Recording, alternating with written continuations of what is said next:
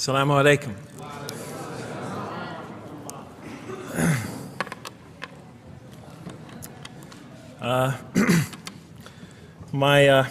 I've come from the University of Kansas. We're playing in the Final Four this very instant. So I want to let you know that you've asked a lot of me today. No, I'm just joking.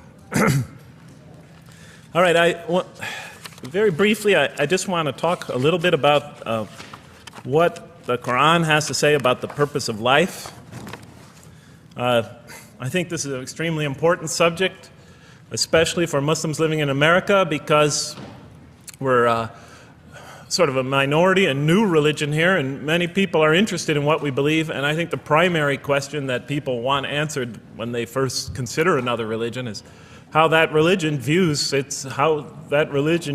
purpose of life, the purpose of of our existence here. And so I'm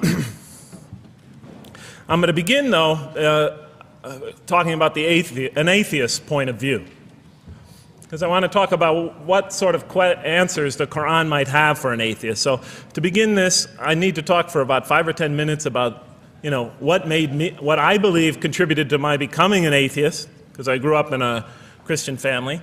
And then I'll talk for about 45 minutes or so about what I experienced in the Quran and how that sort of changed my perception. So it's very simple. But my wife always says I should summarize what I'm going to do before I talk, because it's easy to get lost in my speeches. And my wife doesn't have a lot of confidence in my speaking ability. Okay, so let me start out by mentioning that my mother certainly played no role in my becoming an atheist. My mother was a wonderful woman, a beautiful lady. She had tremendous dignity and class. The neighbors loved her.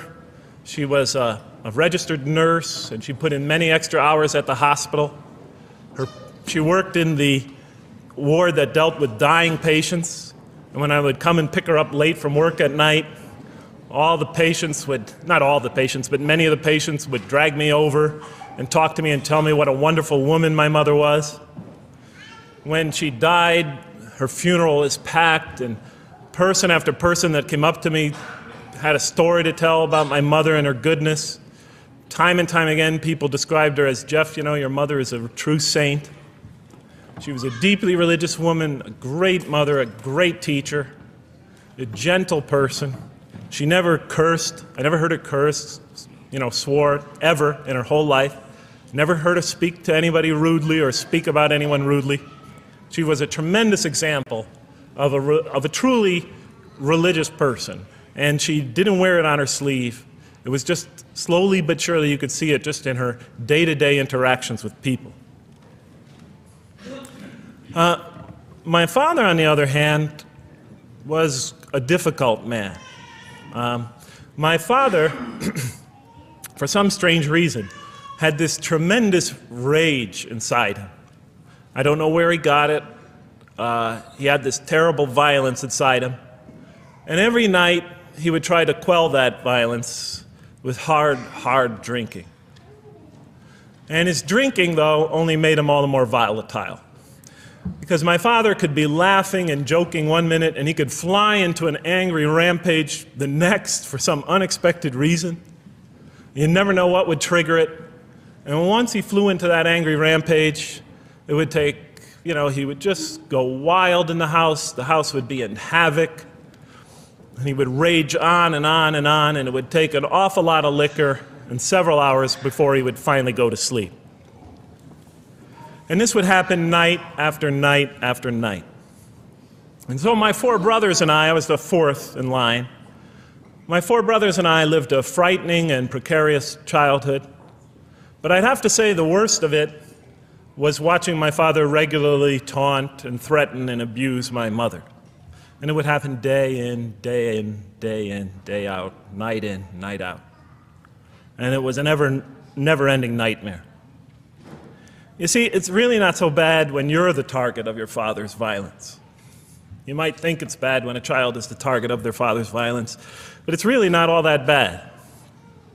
At the moment of attack, you're really not thinking about anything except your own survival. When he's firing punches at you or kicking you on the ground or chasing you throughout the house, or when he's threatening you, "I'm going to hurt you, bad boy," you're not thinking about anything at that moment except escape. While all that's going on, you're not thinking about the aftermath or consequences, the psychological repercussions or anything like that. And when it's all over, you might even excuse the onslaught because you figure maybe you somehow deserved it. If not for what you did this time, maybe for something you did in the past. You could always put the blame on yourself.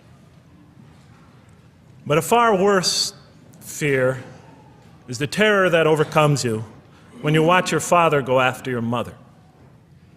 Because she's the only source of warmth and kindness, of love and protection that you know.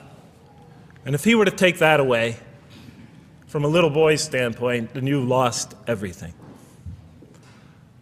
But far worse than the fear is the guilt. And it comes over you from several directions. First of all, there's the guilt that comes at you upon you from the growing antipathy you have towards your father. Because we're taught to love and respect our parents, and we are born with this natural bonding attachment to them.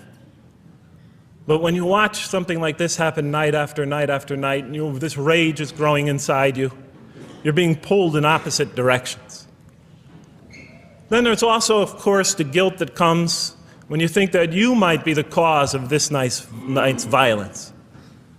Maybe something you said or did that you didn't even realize triggered it. Maybe just your father's dislike of you triggered an argument between your mom and him that is now raging on downstairs. But the worst guilt of all, and it is by far the very worst, is knowing that you did nothing to stop your father from hurting your mother. Because while he raged on against your mother downstairs, you hid in your bed and you trembled underneath the covers. Maybe you whimpered and you cried and you put the pillow on your head. And thus, you traded personal respect for personal safety. And with each such incident, you come to realize with ever greater and greater clarity, you come to realize your own weakness, your own impotence, your own incompetence, your own worthlessness, your own cowardice.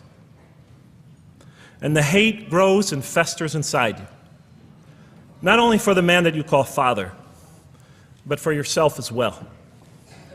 It is a terrible, terrible thing to make a young boy choose between his mother and himself. It is extremely unfair. I noticed that tomorrow there's going to be tomorrow morning, a lecture about spousal abuse given by Dr. Shaheen Rizwan. I hope you'll all attend it. I think it's a very important subject.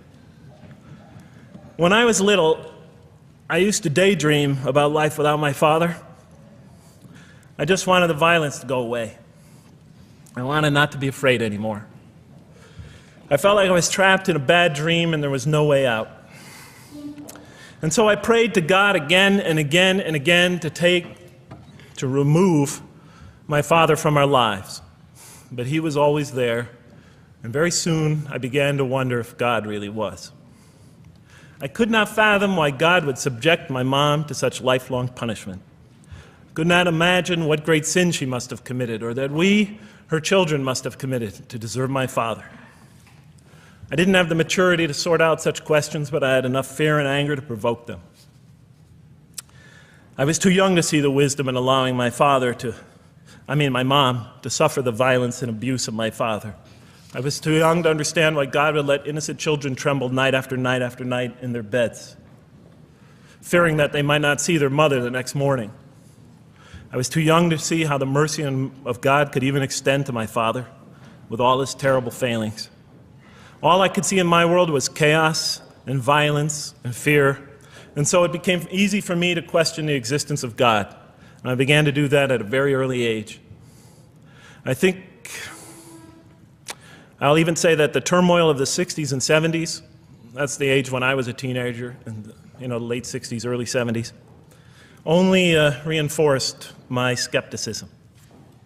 When John and Robert F. Kennedy were assassinated, or Martin Luther King was gunned down, when Vice President Agnew was kicked out of office and Richard Nixon soon after him, when the race riots erupted in city streets like mine, and gang fights erupted in our cities, many of those which I was involved in, when I saw the bizarre and senseless carnage of Vietnam, they all confirmed the lesson that was already ingrained in me and that my father had taught me so well, that the world is dominated by random, consuming, undiscriminating violence.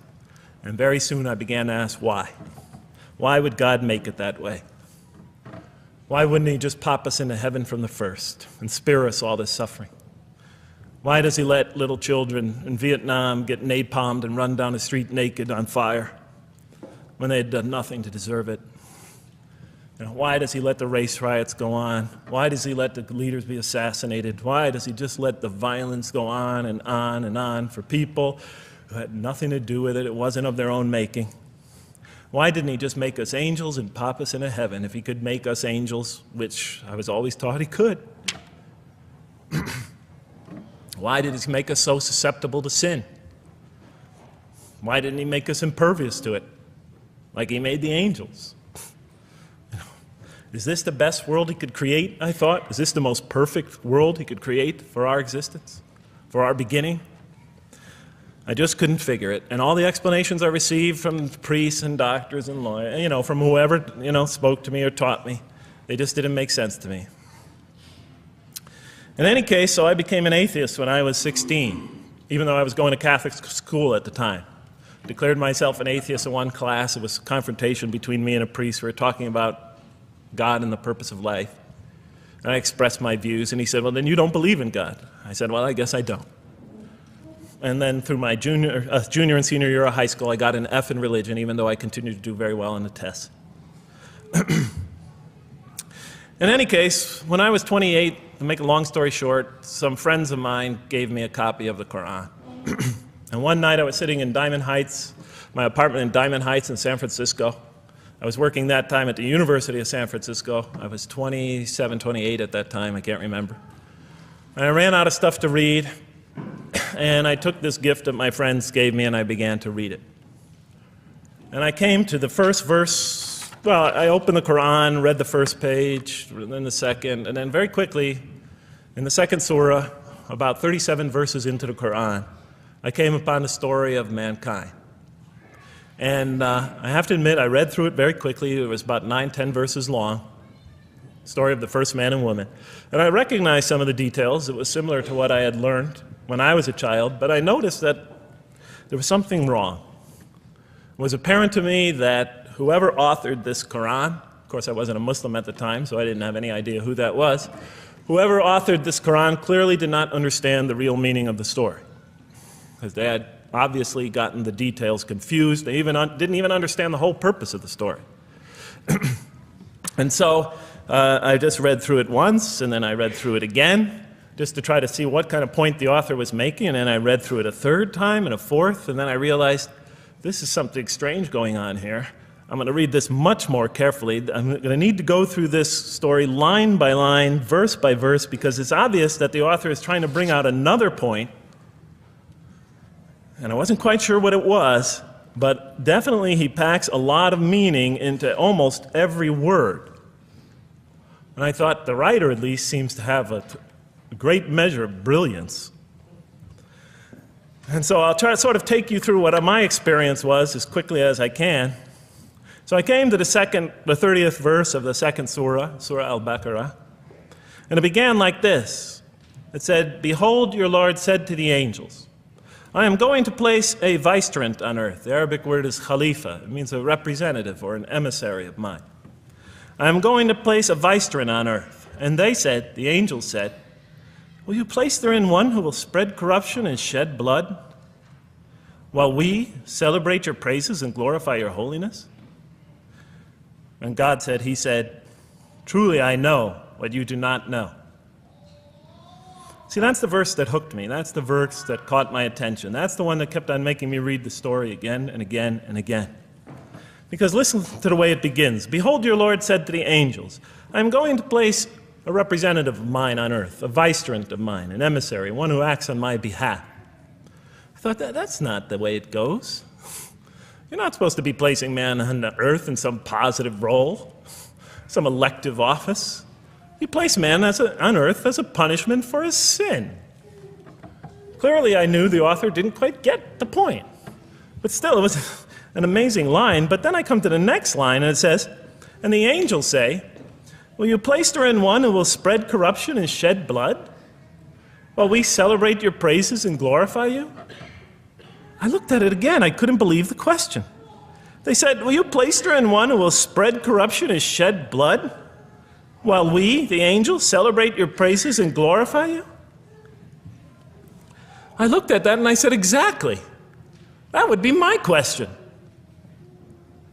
Why would you create this being, supposedly for some positive role, when he's capable of doing tremendous wrongdoing? When he could spread corruption and shed much blood? Why would you create this violent and pernicious creature when you could create angels? As the angels clearly say, well, we, the angels, celebrate your praises and glorify you. They were asking one of the most fundamental questions in the entire history of religion. Why create you, man, this utterly fallible creature, this creature who could rebel against God's will, who could do such tremendous wrongdoing, who could wreak havoc like no other creature on earth, when you can make them angels? And look where the question is being asked. It's being asked in heaven. It's almost like saying, look, why don't you just make them angels and be up here in heaven with us, you know? Why don't you just make them angels, pop them into heaven, he's fine. Why would you put him on earth where he could feel distant from you, where he could work out his worst criminal tendencies, act them out, feeling somehow independent and apart from you and free to do whatever he wants, when you could just make them angels and put them into heaven and make them perfectly submissive to your will? I looked at that question and said, that's my question. I'm not even a single verse into the story of mankind, and there before me I see my question. That whole question, everything that I ever thought, everything that I ever experienced, everything that I ever knew was in that question. It was as if the author took my life and wanted to pick out exactly the right question to humiliate me, to provoke me, to anger me. Why create man, this most destructive and violent creature, when you could make them angels? And then look at the answer. And he said, God said, truly I know what you do not know. You know, in modern parlance, we would say, I know exactly what I'm doing. I read that and said, what? You know what you do not know? You know exactly what you're doing? Well, please inform me. Tell me what you're doing. Because, you know, I'm 28 years old and I haven't figured out it yet. And I have a lot of issues that I'm still dealing with that's connected to this question. You can't just get off that easy. You can't just tell me you know exactly what you're doing. Not after what I've been through. Not after you made me this way. And then I realized, of course, I was arguing with a God I didn't even believe in. And that would happen several times as I read through the Quran. And sometimes I would just get into so agitated by what I read, I'd start arguing with this voice that I'm reading before me, that's calling to me. So we turn to the next verse. Well, it turns out that the Quran just doesn't dismiss the question. It starts to answer it a little bit. And in the next verse it says, and he taught Adam, God taught Adam, the names of all things. And then he placed them before the angels and said, tell me their names if you are right. So this verse is clearly referring to the previous one. But notice what it says. Now, from my own background, I remember Adam naming things, but it wasn't connected to any answer to any philosophical question. But here, notice what it says. And he taught Adam the names of all things. And I realized already, just from the first verse, you got to read these verses very carefully because it's packed with a lot of symbolism and meaning. And he taught Adam the names of all things. So here we see Adam is not only just a creature who knows how to name things, who's acquiring the gift of language, but he's also a learning creature. God is teaching him. Now right here, right in this verse, and it'll come even clearer in the subsequent verses, that the very first thing that the Quran is going to emphasize here is man's intellect. He is a learning creature. He is taught. And what is he taught? What is one of the great intellectual gifts he's given in response to the angel's question? The gift of language. Because through language, mankind could not only learn, but he could learn things not only through his own experience, but he could learn things that other people have experienced of times and places that are hundreds, thousands of years and miles separated from him. And so that all our knowledge becomes cumulative. Every generation learning from the generation before it. I'm learning today from authors I read from other sides of the world that may have existed 2,000 years ago. And so we all contribute to our collective learning and knowledge. And so what I'll see later in the Quran, when the Quran will emphasize this again and again and again, like in one verse it says, read in the name of your Lord who created a man out of a tiny creature that clings. Read, it commands the reader, for your Lord is most bountiful. Why is he most bountiful? What great gift did he give you? For he taught man the use of the pen, and through it taught him what he otherwise could not know. And time again, the Quran will call upon man to use his intellectual faculties and swear by his intellectual faculties and to use them correctly because they play a fundamental role in guiding him to truth. I never came upon a scripture that puts so much emphasis on the correct use of our intellectual faculties, on the harnessing of reason in helping us attain to faith. And he taught Adam the names of all things. And then he placed them before the angels and said, tell me their names if you are right. Okay, you have this you have this natural question about this creation of mankind. Here, this mankind is this human being, this human creature is a learning creature. He has many intellectual gifts. Here, I'm going to place these things before you. Tell me their names if you are right about man. And what did the angels say? In the next verse they say, glory to you. We have no knowledge except what you have taught us. In truth, it is you who are knowing, the wise. They say this task, this intellectual test that's put before them is beyond their grasp. Notice what they emphasize. We have no knowledge. This would take knowledge. This would take an intellect that they don't possess. In truth, it is you who are knowing, the wise. You got it. It's easy for you. You're the knowing, the wise. You have knowledge. You have wisdom. But this would take knowledge and wisdom that is beyond us. And so in the next verse we read, and he said, "O Adam, tell them their names." And when he had told them their names, notice how it's just like it's nothing for him. For mankind, he has this phenomenal ability. And when he had told them their names, as if it was just a triviality for man, he names them. "O Adam, tell them their names." And when he had told them their names, God said, "Did I not tell you that I know what is unseen in the heavens and the earth? And I know what you reveal and conceal?" He's clearly going back to the angel's question. Yes, you have these natural concerns about the creation of mankind. Yes, he could do these evil things. But look at this tremendous intellect he has. This is something you have overlooked, that you haven't considered.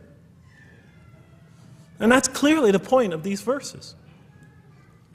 Even though I felt that the author didn't quite, it was as if I realized that he didn't misunderstand the story. He was taking one of the great stories in the history of humankind, one of the fundamental greatest stories in the history of mankind, and molding it and using it as a vehicle for an entirely original message. And God said, "Did I not tell you that I know what is unseen in the heavens and the earth? And I know what you reveal and what you conceal?" In other words, didn't I tell you I know exactly what I'm doing? And then in the next, and didn't I not tell you that I know what you reveal and conceal? I looked at that. What question what did they reveal and what did they conceal? What did their question reveal and conceal? I thought about it for a minute. Oh, it's obvious. What did their question reveal? You just go back and look at the question. It revealed the sinful and sinister propensities of man. I mean, it's obvious, right? Why are you all looking at me like that? You're starting to scare me. You're all looking very serious. Am I losing you? Wow. Okay. So, they revealed the sinister and evil propensities of man. But what did their question conceal? And all you have to do is think about it for a minute. Human beings, yes, they could do evil. Yes, they could do wrong. Yes, they could create misery. But they could also do exactly the opposite. They could choose to do evil. They could choose to do tremendous good. They could choose to do tremendous violence. They could choose to show tremendous compassion. They could choose to be, to live by falsehood. They could choose to live by the greatest truths. They could be terribly ugly. They could be terribly beautiful. And up until that point in my life, I, like the angels, that only saw one side of the coin. For the first time when I read that verse, believe it or not, it was an eye-opener for me.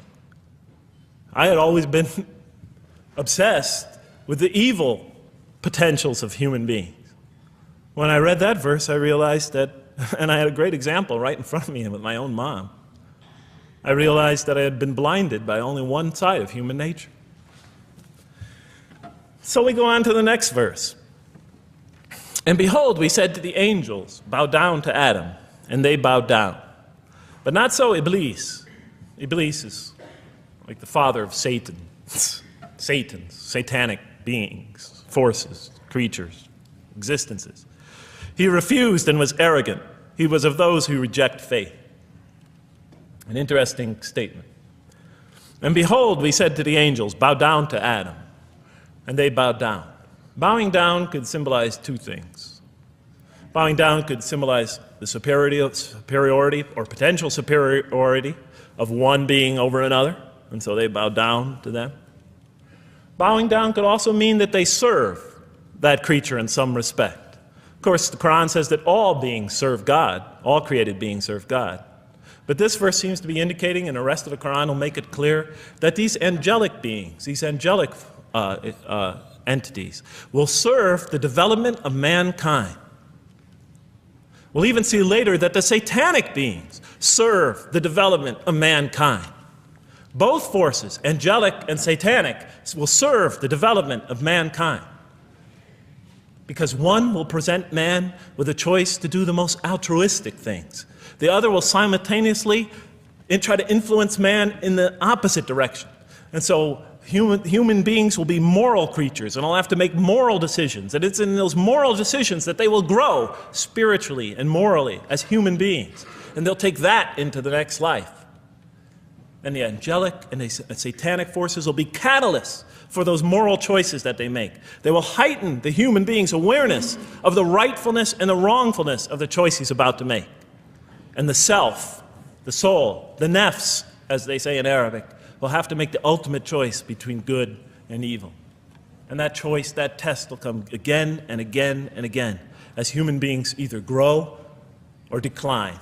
And those tests will come again and again and again to try to help him towards his spiritual evolution, to bring him back. But that choice is ultimately ours. But I'm getting ahead of myself. And so we said to the angels, bow down to Adam, and they bowed down. But not so Iblis. Iblis is Satan, this rebellious force, this evil prompter, the one who whispers into the human heart. He comes into being. And with the introduction of Satan, we have the introduction of evil, that evil influences on human beings. And notice why Iblis does not bow down. He refuses because he was arrogant. You know, we often hear what's the root of all evil? In the West, it's always money, greed, etc.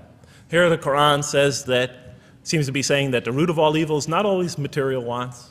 It's not always money, it's not always greed. At the heart of evil is arrogance. Putting yourself above all others. Of assigning to yourself special priority and neglecting the rights of others. Of pride and arrogance and envy, the source of evil.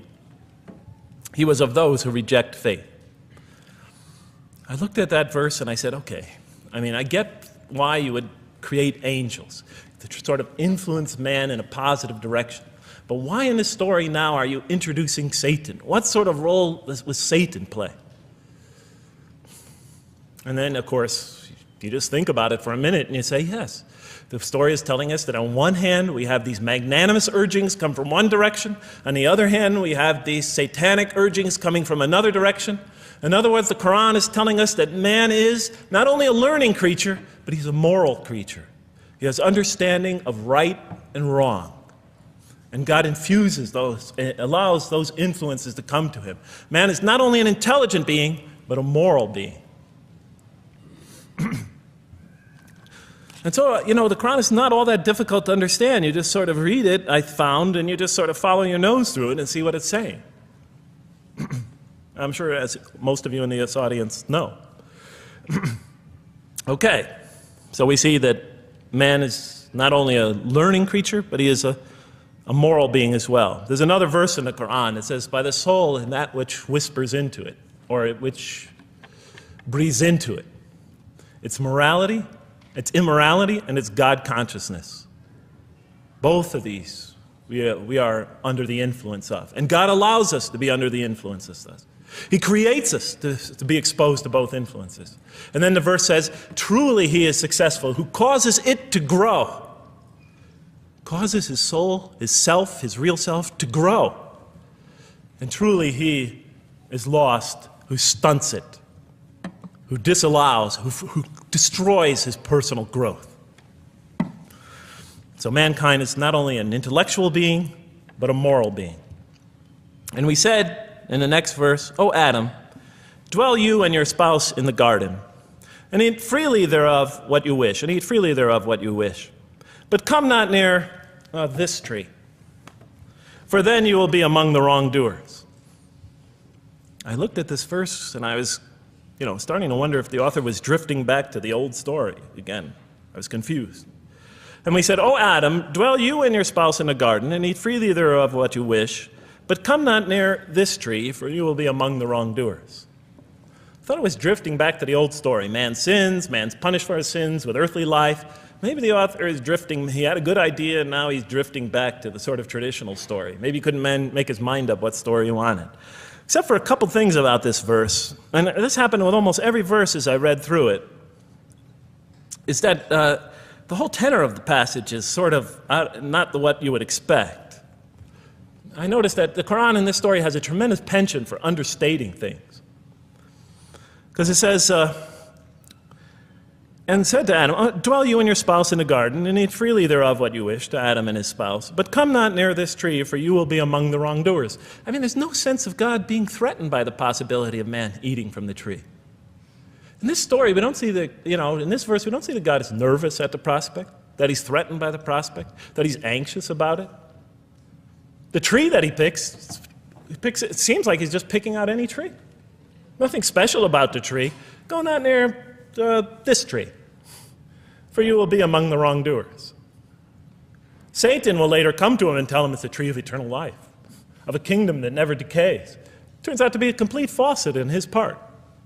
Nothing special about the tree. It's just a tree. God's not nervous at the prospect at all. In the tradition that I came from, God is threatened by the prospect. He has to put an angel with a fiery sword by to protect the tree, so that mankind never goes next to it again. I'm not putting it down, I'm just pointing out the difference of the story. They're both beautifully told. But he has to guard the tree. Why? Because if they eat from it, they'll become gods like us.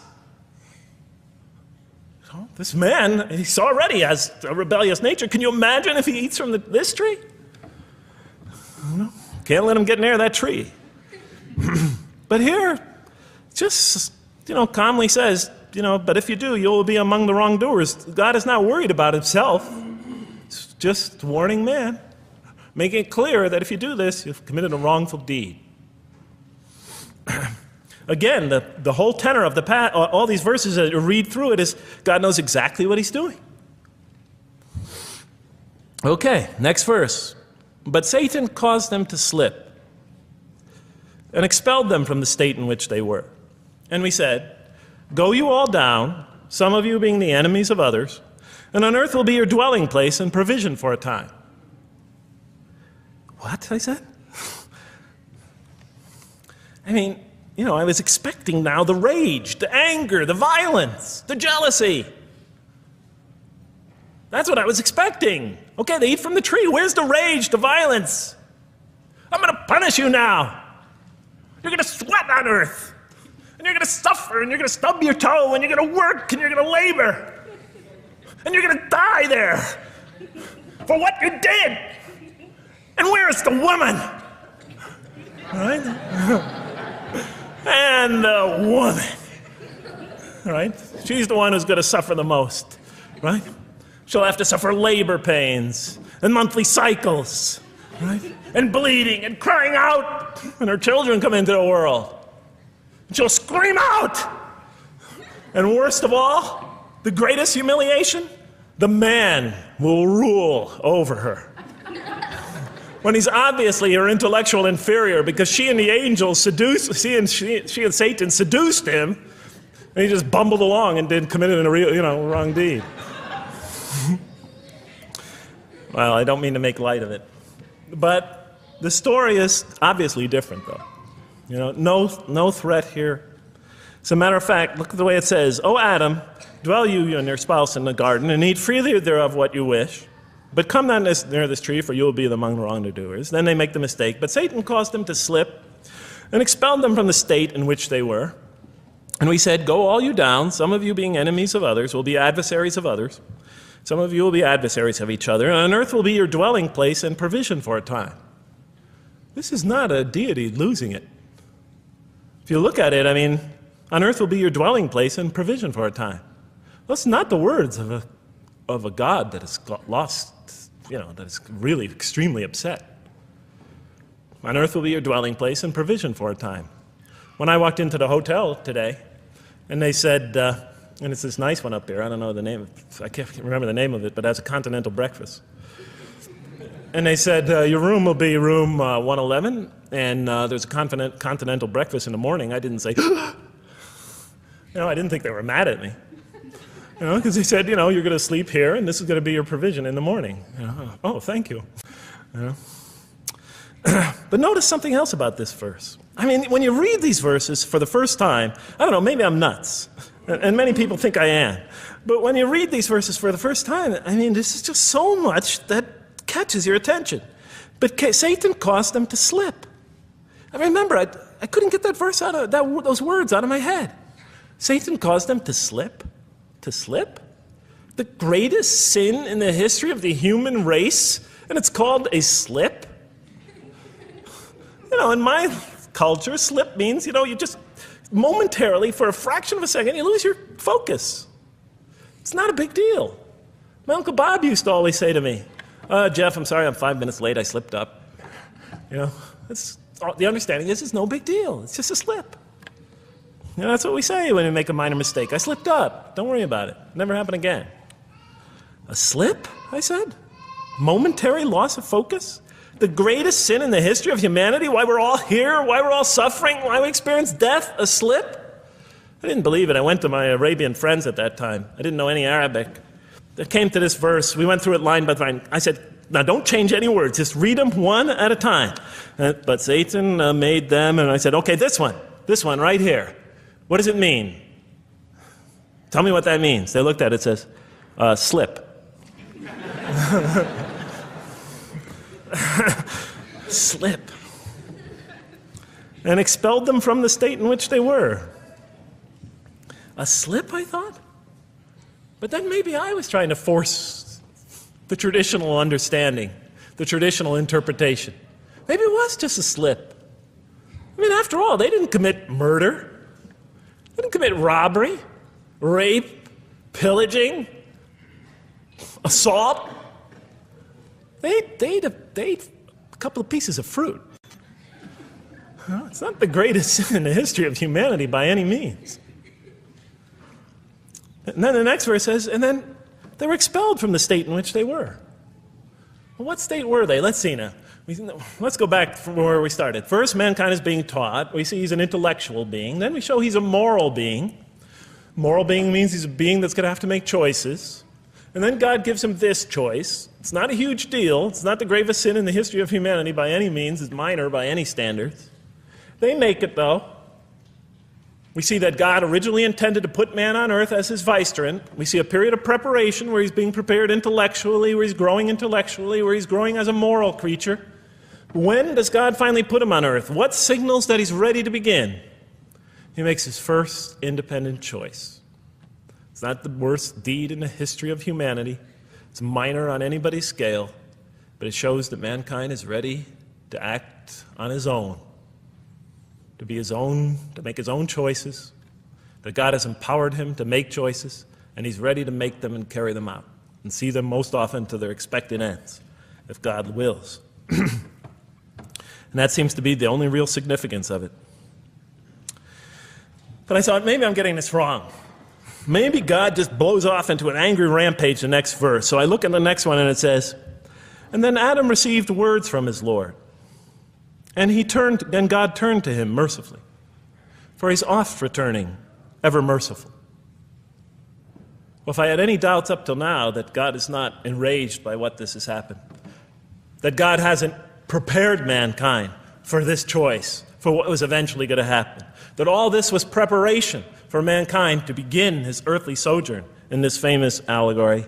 If I had any doubts before now, I had them, certainly didn't have them after reading this verse.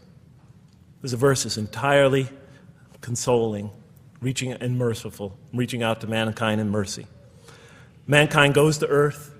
He's obviously afraid. He obviously feels remorse. He's in an unfamiliar environment. And what does God do? He turns to him.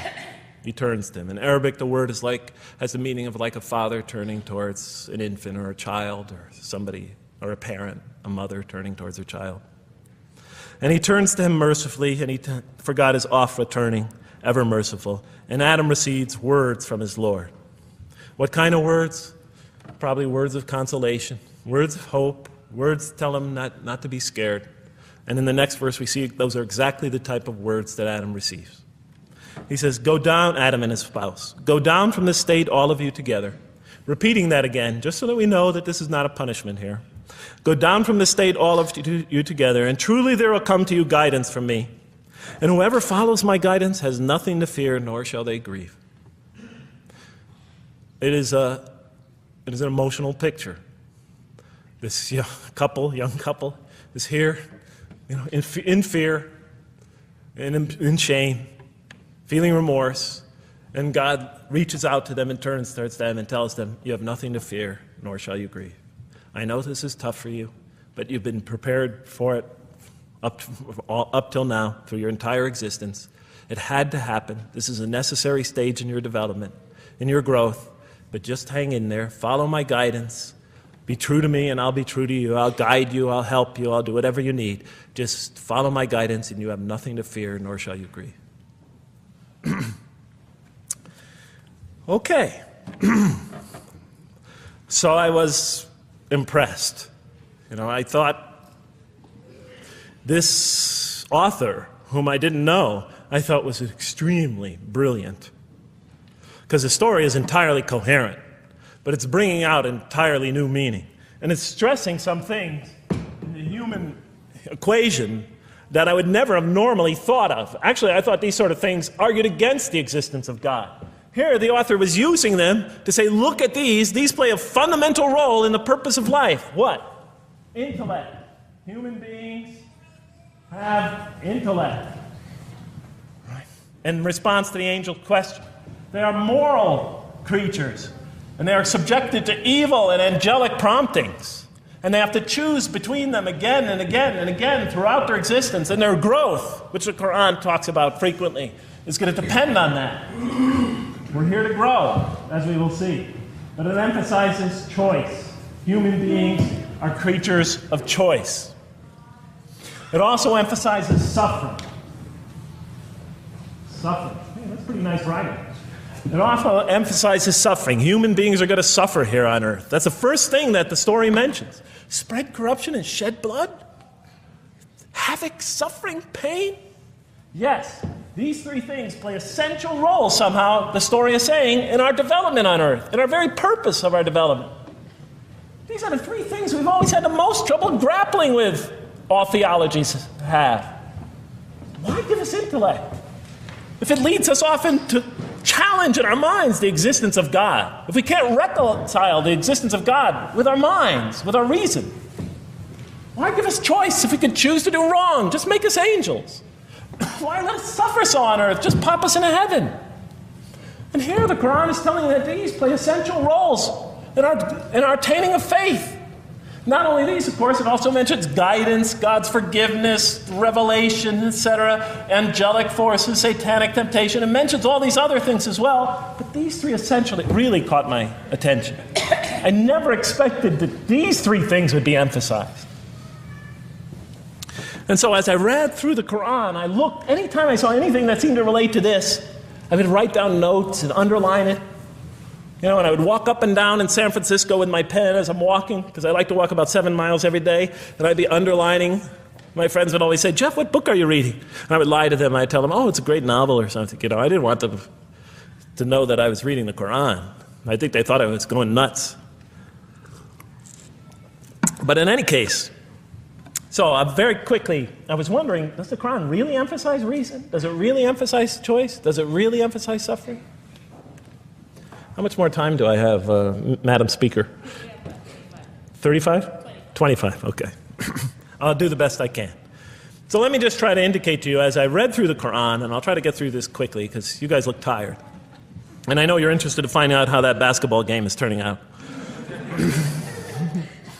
Let's see, does the Quran really emphasize reason as essential to human growth, to this experience we're having on earth, to our very purpose? And the answer is definitely yes. So much so that even Western Orientalists, people who wrote against the Quran, said that this is a major feature of the Quran, a feature that you cannot miss. Henri Lamens, writing in the early part of this century, one of the famous Orientalists, you know, who wrote very much against Muslims, hoping to unseat them from their religious belief. He wrote, "The Quran," and this is his quote, "is not far from considering unbelief as an infirmity of the human mind." Unbelief is, he thought, and he was saying it mockingly, is like, you know, you can't think straight. You're not using your mind right, as my father used to say. Maxime Rodinson wrote at length about the rationalistic approach of the Quran to faith. And this rational tone of the Quran is one of its most salient features, beyond doubt. I'll just give you a few quotations. One of its fundamental themes is that people ignore or reject God's signs and corrupt religion precisely because they do not use their reason. And the Quran will say that again and again and again. The Quran says about the disbelievers, they refuse to reason and are a people who do not reason. I have 7 such quotes in the Quran. The Quran will say, "Will you not reason?" It mentions that 14 times to the reader.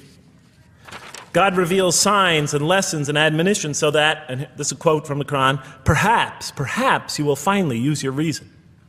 There are 8 such statements in the Quran. From the Quran's viewpoint, reason and faith are allies, just as illogic and false belief are allies. And it clearly sets the conflict along these lines. It says the right way has henceforth become clear from error. Those who benefit most from the Quran are persons of insight. 16 such statements in the Quran. Firmly rooted in knowledge, 8 such statements. Use their reason, 10 such statements. Stand on clear evidence and proof, 7 such statements. Those who oppose this revelation are deluded, 9 such statements. In manifest error, 28 such statements. Ignorant, 15. Foolish, 3. Have no understanding, 9. Only follow surmise and conjecture, 9. And blindly adhere to tradition, multiple times. It states that.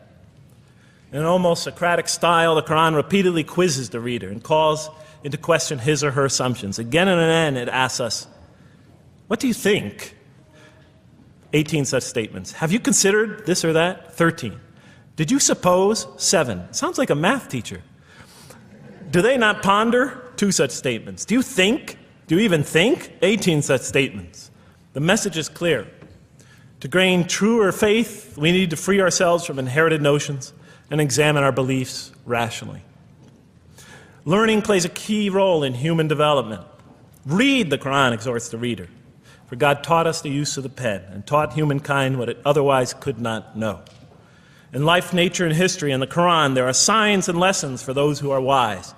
There are 21 such statements. The Quran states over 100 times that it has been revealed to make things clear.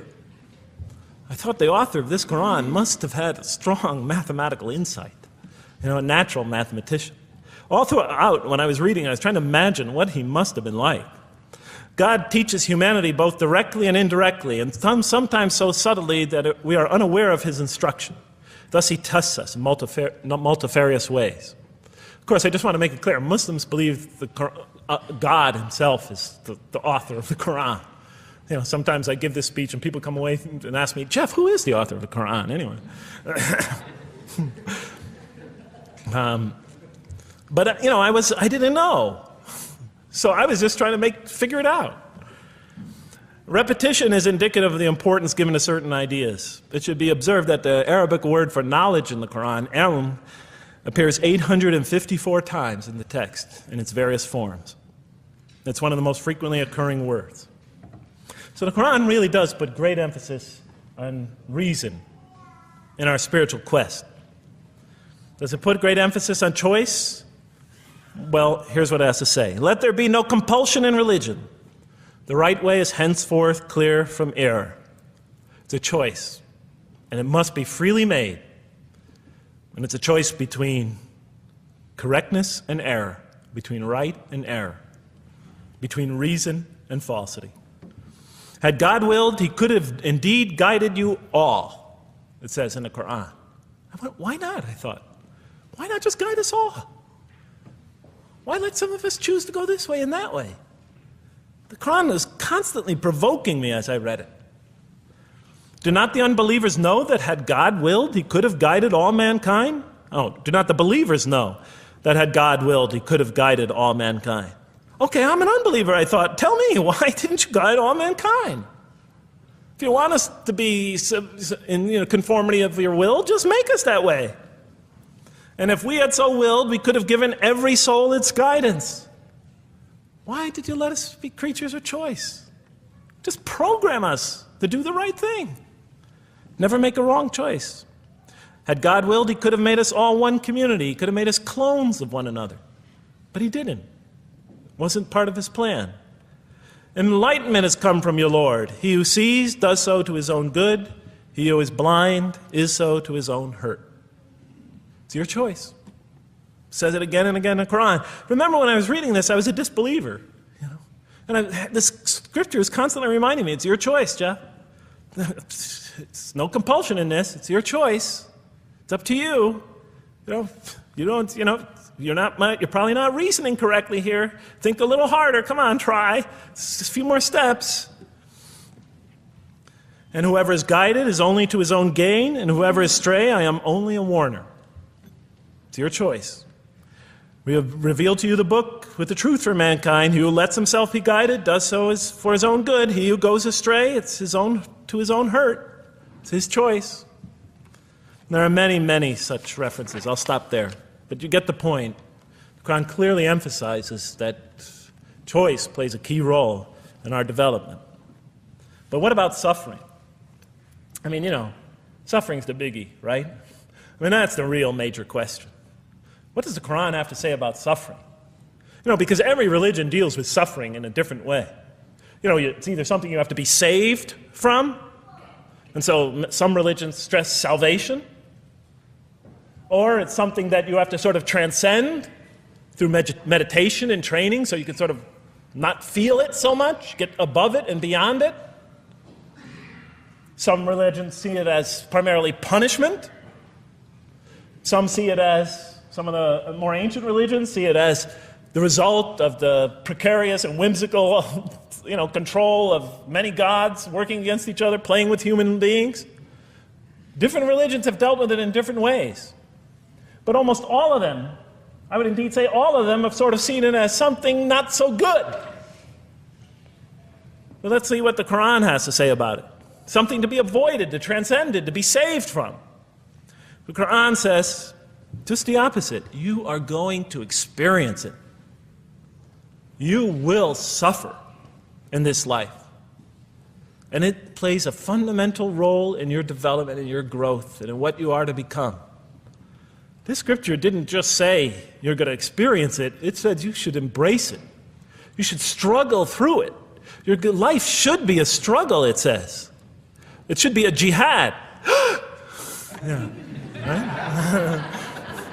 But that's what it says. Jihad means struggle. When the Quran most says jihad, it's very seldom, it's most often not in the context of fighting. Qital is the Arabic word for fighting.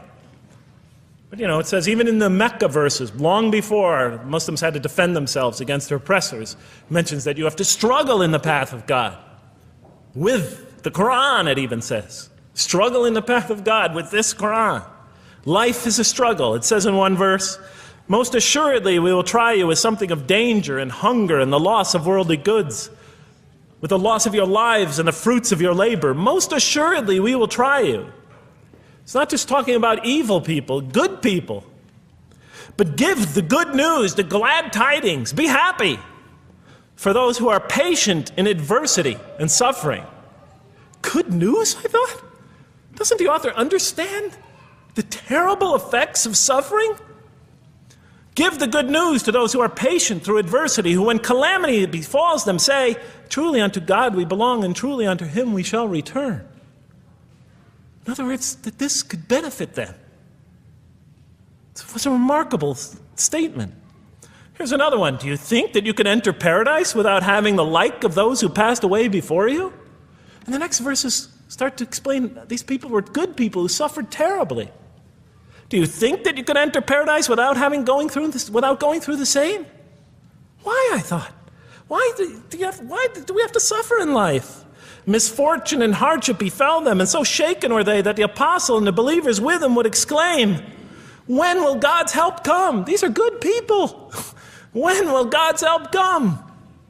Oh, truly, God's help is always near.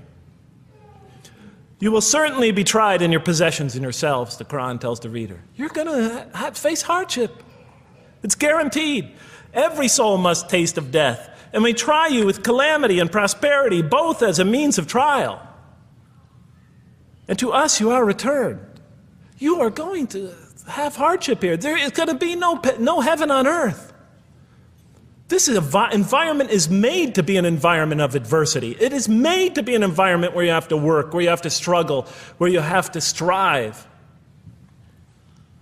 And it plays a key role. Oh man, truly you've been toiling to your Lord in painful toil, but you shall meet him. You're toiling, yes, but you shall meet him. We certainly created man to face distress. What, I thought? We certainly have created man to face distress. You made us to face distress? Does he think that no one has power over him? Sometimes people get, so down, they just think, this can't be a God. Look how I'm suffering. He will say, I have wasted much wealth.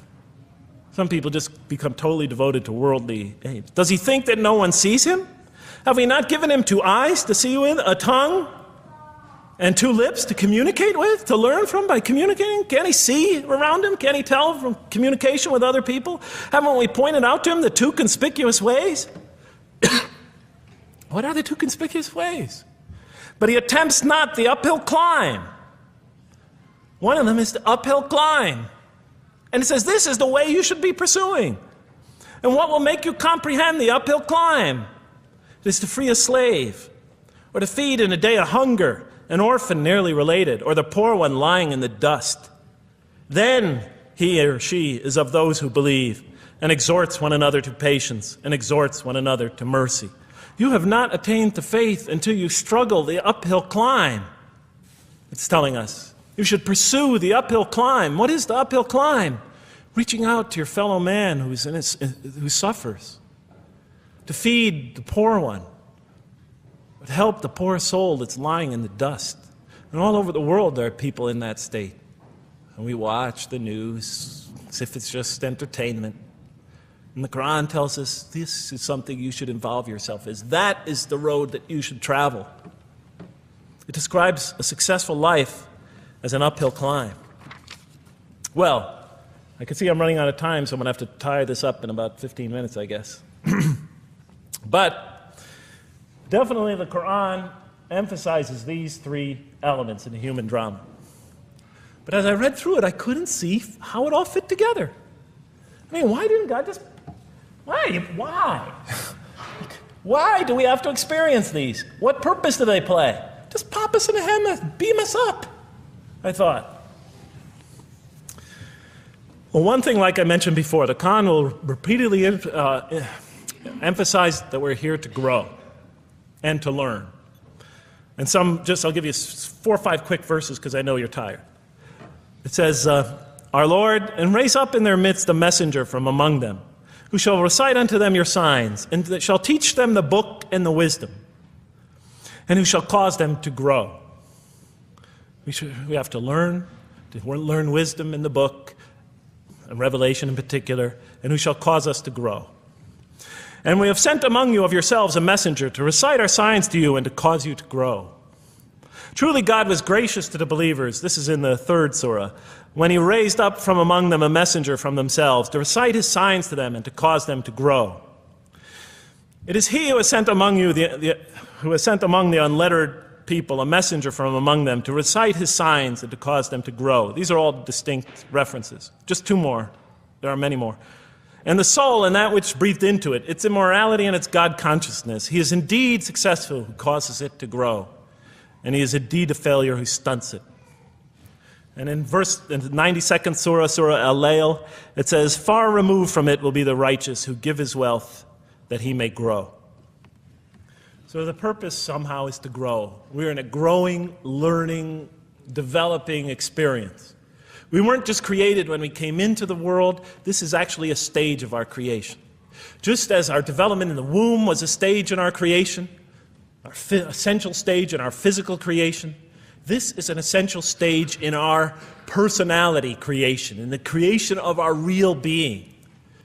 That which we take into the next life, our essential selves. We've gone from the physical creation in the womb, primarily physical, now to the human creation, the personality creation in this stage.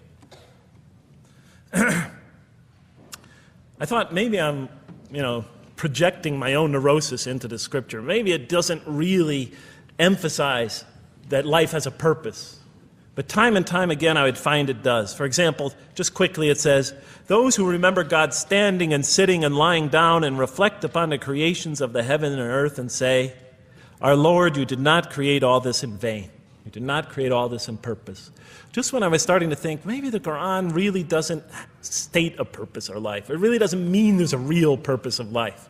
Maybe I'm reading into it something that is there. I would come upon verses like that would force me to just read a little further, make me think, well, maybe it's just around the corner.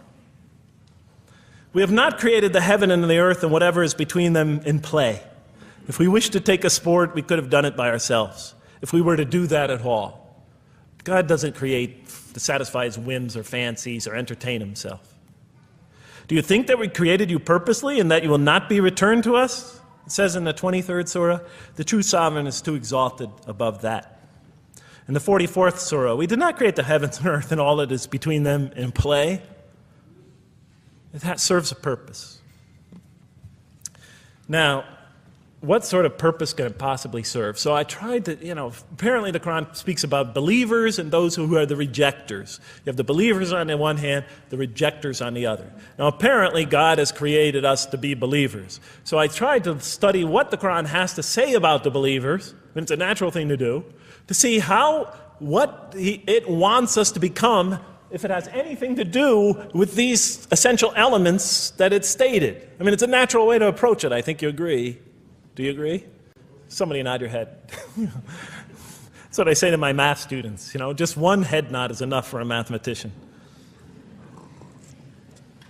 Get one head going, okay, I did my job.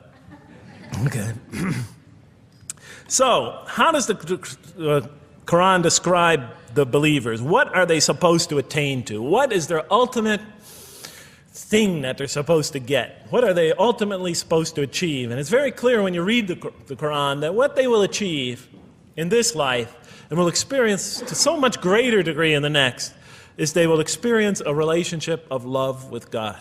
They will turn to God in love and God will turn to them in love.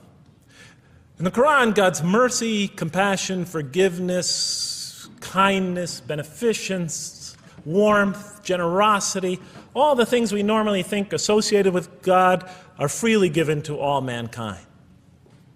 But when the Quran speaks of God's love, we would normally think of that as God's love. But when the Quran speaks about God's love, it's talking about something very special. This love is always presented as a relationship between two. If we do not turn to God in love, then we just receive His mercy, forgiveness, kindness, beneficence, warmth, generosity, all those wonderful nurturing things, His nurturing, and we reject it. And so we never really experience that love, because we never really turn to it and open ourselves up to it. It is always there for us, but unless we enter into that relationship, that love, that give and take, that relationship of love is never develops. We reject it, and that's what the word kafir means. It means to reject, to turn your back, to ignore, to throw something, a gift that someone gives you behind your back. And so the Quran tells us that the believers will experience this sublime relationship of love. It says, "Yet there are men who take others besides God as equal, loving them as they should love God. But those who believe love God more ardently. Say, if you love God, follow me, and God will love you and forgive you your faults, for God is the forgiving, the merciful. O you believe, if any from among you should turn back from his faith, then God will assuredly bring a people he loves and who loves him." And throughout the Quran, I'll mention time and time again that God loves the believer. God loves this type of person. God loves that type of person, and so forth and so on. So it's quite, and I'm trying to pick the speed up here, so you'll have to excuse me for that. But it is apparent from the Quran that one of the purposes of creation, maybe the essential purpose of the creation, is to produce from this subset of humanity that will freely enter a relationship of love with God. They will not only experience the beauty of other relationships in their lives, but this love that they will experience with God is the sublime experience that they will enjoy. Not only in this life, but infinitely greater in the next, when all the distractions, all the masks are stripped away. Okay, I thought, you created us to love you, for us to turn to you in love and to experience your love, to receive and experience your love. But why do you need these? Just pop us into heaven, love us, and make us love you. Program us to love you. You'll make my dog love me. Do the same sort of thing. I kept on coming back to the same issue. Just do it. Okay. Still couldn't see it, and I was almost through the Quran, and I thought either I'm dumb or this scripture just never really got to it. Okay, so I didn't give up. I thought, okay, what's the next natural thing to do? Okay, so we're here to develop this relationship of love with God. The Quran tells us that, if we are believers and we do good, we'll experience great joy and peace in this life, not only through our relationship with God, but through complementary relationships with all the people around us, and this world will be a one for us of peace and serenity, even though we have to struggle and survive and suffer. But I couldn't see, how this all tied in with this suffering business, and why he couldn't just put us into heaven. So what's the next natural thing to say? Okay, so we're created to have this relationship of love with God, to enter this relationship, to experience and receive all that he has to offer us. So the natural thing to do is to study the two partners in that relationship. What does the Quran have to say about us, the believer? What does it ask of him and her? What does it require of them? And then what does the Quran tell us about God? And then is there some essential nexus, some essential connection between them, and does it have anything to do with these? Because if the Quran doesn't show that, then the essential link that links all this together, that pieces it all together, is missing. And as I thought to myself, whoever this author is, and by now I knew he had fantastic genius, even though he came from the primitive confines of the most backward, most uncivilized sector of humanity, of people that had no literary history, really, to speak of, no great works of literature, no scriptures that preceded him, even though he came from the desert of culture, even though this came out of that environment, and the mind behind it had to be tremendously and phenomenally genius to come out of that surrounding and produce something like this. If that essential link was missing, I knew that, he was great, but, and extremely great. But, what do you expect? How could anybody answer those questions? Nobody in the history of humanity has been able to answer them. Okay, so I thought, first I'll see what the Quran has to say about the believers. What does it require of them? Then what it has to say about God, and see if there's some essential link. Are you following me? You're giving me the note. Get off the stage. Okay, I'll do my best. It's a deep subject. We're almost done. Bear with me a few more minutes. I'm sorry, really. I know Siraj Wahaj, when he gives these sort of speeches, he always says, okay, I'm finishing up now, and then 10 minutes later he says, you thought I was telling you to do I won't say that, but just give me a few more minutes. Bear with me. Okay, quickly. What does the Quran ask of the believers? From the Quran's many exhortations and its descriptions of acts and types of individuals loved by God, it's not difficult to compose a partial list of things that the Quran wants us to do, which it calls good deeds, time and time again. To believe in God, to have faith in God, to have a relationship with God, and to do good. So what does it describe as these good deeds? Well, as I read through the Quran, it says that, can I take this away? Remember, intellect, choice, suffering. It says we should show compassion. Show compassion. We should be merciful. I have the references here, but just excuse me, I'm not going to list them all. We're running out of time. We should be forgiving. Forgive others. We should be just. We should protect the weak and defend the oppressed. Defend the oppressed. We should seek knowledge and wisdom. Knowledge, wisdom. Bear with me, ladies and gentlemen. We should be generous, truthful, and we should be peaceful. And we should love our fellow man. Love others. I'll just give you one verse because I know we're running out of time, Madam Speaker. Truly those who believe and do good will the most merciful endow with love. And to this end we have made this scripture easy to understand in your own tongue, so that you might convey a glad tiding to the God-conscious and warn those given to contention. So, to this end we have made this easy to understand, so that we'll learn to love others. Okay, that's all I'll say about that. I would like to say a lot more, but I don't have time. Now, what does the Quran tell us about God? You have to realize I'm just about through with the Quran here, my first time reading it. And now I was really caught. I searched my head. What does the Quran tell us about God? It tells us nothing could be compared to him. That he's outside anything that we may compare to. That our definitions do not encompass him. That our reason cannot comprehend him. That he is transcendent and we are finite. That he is immortal. He transcends time and space and we are bound by it. That he is immortal, we are mortal. He is uncorporeal, we are corporeal. That we have no way of comparing ourselves to him. Nothing could be compared to him. I thought, oh my God, I'm so close and yet so far. Because I'll never understand the essential link between us and God and why these three things fit into place.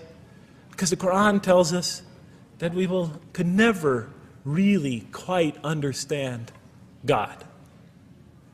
Or at least that's the way I thought. And so I put down the Quran when I had finished it. And much to my dismay, I was honestly disappointed because I thought The author made a brilliant, brilliant, brilliant, brilliant try, but he never quite made it. And so I was sitting in front of, about 3-4 weeks later, I was sitting in Diamond Heights in my apartment watching a football game, I think it was. And you know, sometimes things just slip into your minds when you least expect them, and I'm sitting there watching it, and all of a sudden into my mind came a thought. And I said, wait a minute. The Quran does tell us so much about God. It tells us again and again and again, but somehow I just missed it. Just skimmed over it every single time. Because if you turn to almost any page, if you turn to the beginning of any surah, you could see time and time again essential information about God that I just thought was sort of a literary device, something to make it just sound more beautiful. Because if you turn to the beginning of any surah, you'll see the words Bismillahir Rahmanir Rahim, in the name of God, the most merciful, the most compassionate. If you read almost any passage, long passage, when you come to the end of it, it's punctuated by dual attributive statements like God is the merciful, the compassionate, God is the forgiving, the gentle, God is the kind, the protector, God is the generous, the truthful, God is, and so forth and so on. There are tens of thousands of such references in the statements in the Quran. What the Quran defines as God's most beautiful names, His attributes of perfection, repeated again and again and again on almost every page. And as I sat there, sitting by the television, I started to jot them down in my, on my little piece of notebook there. Same notebook I used to jot these down before. And I began to list from my own mind the attributes of perfection as I remembered them. And they were, God is the compassionate. God is the merciful. God is the forgiving. God is the just, the protector, the defender of the oppressed and the weak, the knowing, the wise, the generous, the kind, the truthful, the loving, the peaceful, the source of all peace, the truth, and so forth and so on. Every item I had listed in my list for the qualities that we human beings are supposed to develop, the Quran was telling me had its infinite source and perfection in Allah, in God. And then all of a sudden, all the pieces fell together. Then I suddenly saw it, as I see most of you probably see as well. That now, suddenly it all began to make sense to me. In what way do I say that? Well, it was now obvious why we had to develop these qualities. It was now obvious how these things on the floor here fell into place. And I'll just say it clearly. We're here to develop a relationship with God, to become closer to God. But how can you become closer to God when He's transcendent and you're finite, when He's immortal and you're immortal, vice versa? When He's immortal and you're mortal, when He's unbound, fettered by time and space, and you are, and so forth and so on. How can you become close to that one? If I want to become close to you, I need to have something to share with you, something that we have in common. So for example, if I want to come close to this young man here physically, I'll approach him, because we both have bodies, and I can position my body closer to him. Physical presence, bodily presence is something we both share. If I want to become closer to that gentleman back there, if I want to become closer to him intellectually, I'll reason with him so we will have a convergence of minds, because we both possess reason. If I want to become closer to one of my sisters on this side emotionally, I'll try to appeal to their sentiments, because we both share feelings and similar types of experiences that generate those feelings. But how does one become closer to God? What do we share with Him? We share with Him exactly what He gave us. Because the Quran tells us that when we came into this life, He breathes into our spirit something of His Spirit. And that we come into this world with the seed of these very qualities within us. And we could either kill them, stunt them, as the Quran says, or cause them to grow. And when we grow in these, we grow in our ability not just to experience tremendous beauty in life through all this, but we grow in our ability to receive and experience the infinite beauty, the infinite peace, the infinite truth, the infinite compassion, the infinite mercy, the infinite, etc., all the way down the list, that only comes from the infinite perfect source of all these.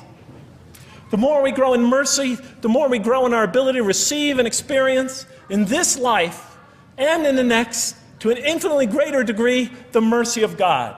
The more we grow in compassion, the more we grow in our ability to receive and experience God's compassion in this life through prayer and through ritual and through contemplation and through other experience of others. And of course, infinitely more in the next life, the compassion of God. The more we grow in our truthfulness, the more we grow in our ability to experience God, the truth, because all truth comes from God. The more we grow in these things, the more we grow in our ability to receive and experience God's attributes of perfection. The more we grow in our ability to receive and experience His being. And that sort of nearness we are growing to Him is tied to our essential nature and to His. It's more than just physical nearness. It's more than just a convergence of ideas. It's more than just a convergence of feelings. It's a convergence of essential beings. It's the closest type of nearness two can feel, two can experience. I'll just give you a quick analogy, because this helped my children. Let's pretend I have a goldfish, a dog, and 3 children. 3 daughters, let's say. And I do have 3 daughters. No matter how much of my love, compassion, forgiveness, caring I pour upon that goldfish, it could only experience it to a tiny degree. It might not even really be aware of it, because it's a very primitive creature. But my dog, on the other hand, when I show it all my kindness, all my love, all my compassion, all of what is essentially me, it can experience it to a much higher degree than my goldfish. And through its interaction with me, through its own trying to give its own self to me, we could experience a quite wonderful relationship. But my children, especially as they grow older and go through their own experience and their own development, could receive and experience all the love and the compassion and the forgiveness and the caring and the generosity and the protection, everything I have to offer. They could experience my being to a much higher degree than my dog ever can. And we could have a relationship of beauty that I could never have with my dog. As much as I love animals, having had 3 daughters, I know that the relationship that you have with 3 beautiful daughters could never even come close. No other relationship could approximate that. Of course, my relationship with my wife is also extremely beautiful, and she might hear this. And she's a wonderful woman, really. I mean, she's the source of so much beauty. But, okay, Madam Chairman, I am ready. So that seems to bring it all together. So now, I thought, wait a minute. That doesn't explain this. Why the intellect? Why the choice? Why the suffering? I thought, you almost had me, this Quran. You almost duped me. You almost tricked me, seduced me into accepting this philosophy. But wait a minute. What about intellect, choice, suffering? Why do we have to experience these? Why couldn't you just programmed us to be merciful, compassionate, forgiving, etc.? Why do we have to go through all this? And then, of course, the answer came to me as quickly as I thought of it. So we are creatures, and we grow, and we become. And yes, and you can make us anything you want, but you can't contain any of those attributes I listed without these 3 things. In mathematics, we try, 3 premises that go into, proving a theorem. We try to see if we could take one of them away, and if it's essential. And all 3 of these are definitely essential. For example, you could program a computer never to make an incorrect statement, but it doesn't become a truthful computer. Never heard anybody say to me, Jeff, this Macintosh is the most truthful computer I ever saw. If it's programmed, it's not truth. You could program a CAT scan to help the sick, but it doesn't become compassionate. Never heard a doctor say, Jeff, if you want to see a compassionate CAT scan, you come right over here. Right? Because all those things, compassion, forgiveness, truth, caring, love, all are born out of choice, suffering, and reason. In order to do a compassionate deed, when we consider reaching out to someone in compassion, that person, first of all, that's inconceivable without the presence of suffering, an environment where there's suffering. And when we decide to help them or not, we reason in our minds, what is this going to require of me? It's going to require some suffering on my part, some of my giving of myself. And without that mental process, it doesn't become a compassionate deed. And if it isn't by choice, it's not a compassionate deed. It's that choice that makes it compassionate. Same thing with truth. Truth is a choice between telling the truth or not telling the truth. Oftentimes we tell it when we're at risk to our own personal loss. The more suffering that might come out of that choice, the greater is the truth behind it, the greater the act of truthfulness. And all the time we have to weigh the consequences of that choice. If I tell the truth there, my teacher's going to give me an F. If I don't tell the truth, I might get an A. We weigh it in our mind. Last example, the famous wedding vow. Do you take this woman to be your wife in sickness and in health, for richer or for poorer, until death do you part? What are they asking us? Do you knowingly make this choice, understanding full well what's at stake here? That it might involve richness but poverty, health or sickness, that suffering's going to be involved until death. Once a young lady told me, you never really loved me. Because when the growing got tough, when things got hard, when we hit rock bottom, when my life fell apart, you just got up and left. And she was right. And she understood full well that that's what love is all about. It is through giving and suffering together and hanging in there with each other and not bailing out and persevering through suffering, making that choice and knowing what you're doing. All those three things are essential. So it's very easy to see why the Quran stresses these. Because in order for us to grow in these, I dropped it, we have to have these. And that's why it's very easy to see, ladies and gentlemen, why the Quran, 30 seconds, Madam Chairman, why the Quran talks about sin as self-destruction. The Quran says when we sin, we commit, the Arabic word is dhulm, or zulm, however dialect you have. Dhulm against ourselves. We oppress, we destroy ourselves. Because when we don't grow in these, when we grow in the very opposite of these, we are literally destroying ourselves. When we grow into the things that are antithetical to these, we are destroying our natures and will not allow ourselves to receive and experience the beauty that could be in store for us in this life and the next. It's like coming into this world and developing in the womb none of the physical things you need to experience comfort and joy and peace and happiness on a physical level in this life. It's as if you're coming into this life and you've destroyed yourself physically somehow in the womb, and you came into it and you had nothing to protect you from the cold, from the heat, from the harshness of the elements, from germs, from disease, nothing to protect you, nothing to satisfy, give you the ability to satisfy your thirst or your hunger, nothing for you to experience any physical comfort. This is all that matters as we go into the next life. If we don't develop these through our relationship with God, our very purpose of our being, then we will experience terrible suffering in this life, worse than if we came into this life in a physical state that didn't avail us of any of the comfort of this life. And so it'll be worse than fire.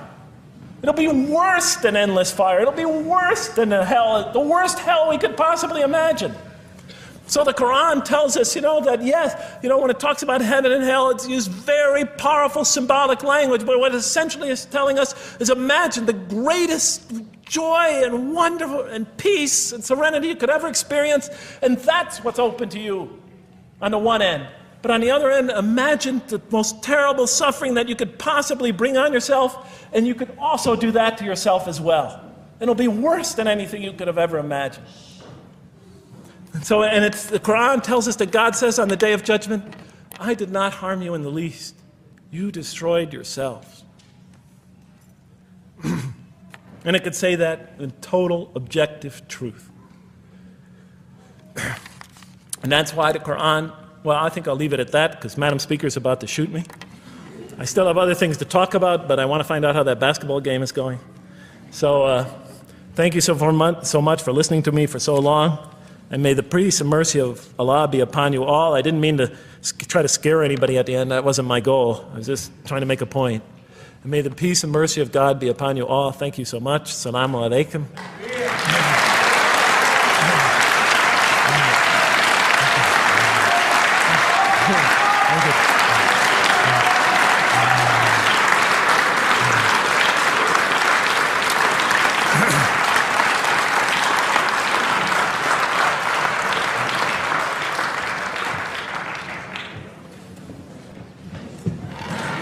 All right, we'd like to thank Dr. Lang for that very heartfelt, very long presentation. I have a few things to say before you all leave, so just be patient with me for a second.